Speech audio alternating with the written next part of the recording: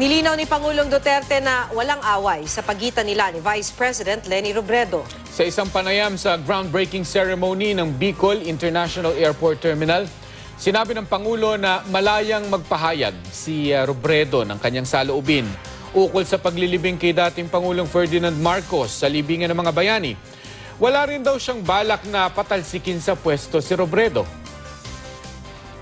I will assure Leni and the rest of the Bicol region that you will have her until the very end of his term.